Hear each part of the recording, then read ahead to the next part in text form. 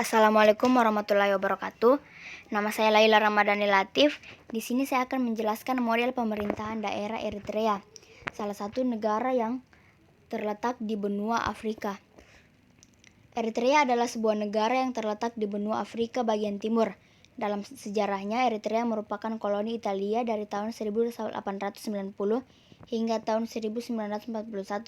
Setelah lepas dari Italia, Eritrea berada di bawah kendali administrasi Inggris selama 10 tahun. Pada tahun 1952, PBB menetapkan Eritrea sebagai daerah otonom dalam Federasi Ethiopia. Eritrea berhasil mencapai kemerdekaan dari Ethiopia dan menjadi negara yang berdaulat penuh di tahun 1993. Tepatnya pada tanggal 24 Mei 1993 yang diperingatinya sebagai Hari Kemerdekaan Eritrea.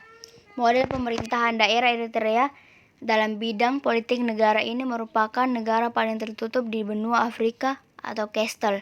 Sistem pemerintahan Eritrea adalah republik di mana kepala negara dan kepala pemerintahan dipegang oleh seorang presiden dan dibantu oleh wakil presiden.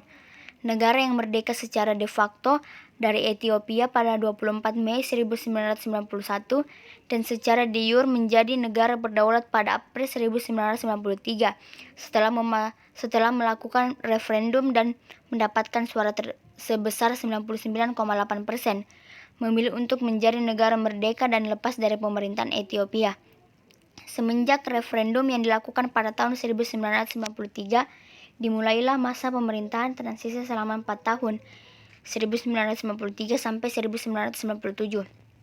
Pada masa transisi tersebut, pemerintah Eritrea dikendalikan oleh rejim Partai People's Front for Democracy and Justice atau EPLF atau PFDJ, di mana pada masa awal pemerintahnya setelah merdeka dari Ethiopia, rejim tersebut berjanji menetapkan sistem yang lebih demokrasi, namun dalam praktiknya rejim tersebut gagal memenuhi janji yang menyebabkan adanya represi dalam negeri.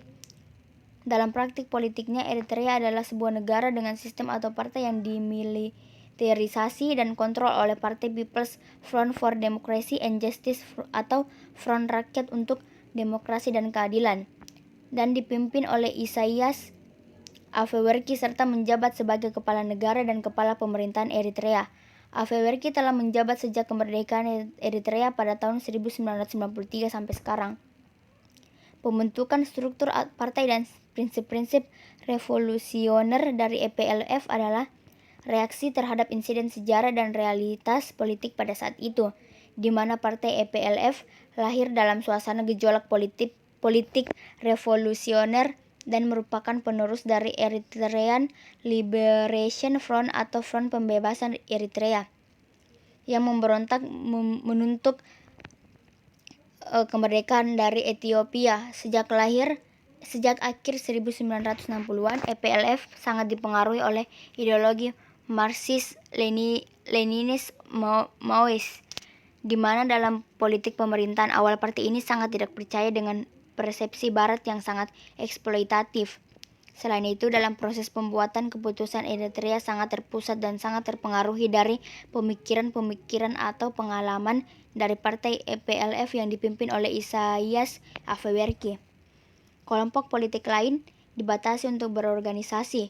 Pemilu nasional telah dijadwalkan dan dibatalkan secara berkala. Sebuah laporan dari Perserikatan Bangsa-Bangsa menyatakan bahwa Eritrea merupakan salah satu negara di benua Afrika yang menjalankan pemerintahan otoriter.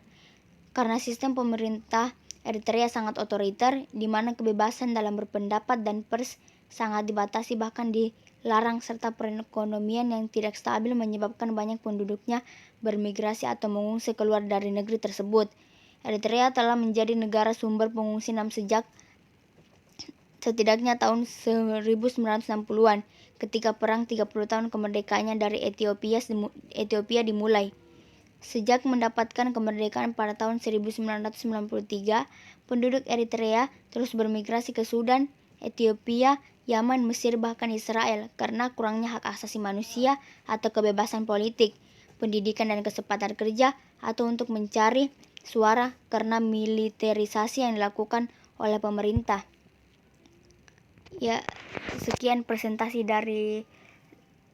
penjelasan dari saya. Assalamualaikum warahmatullahi wabarakatuh.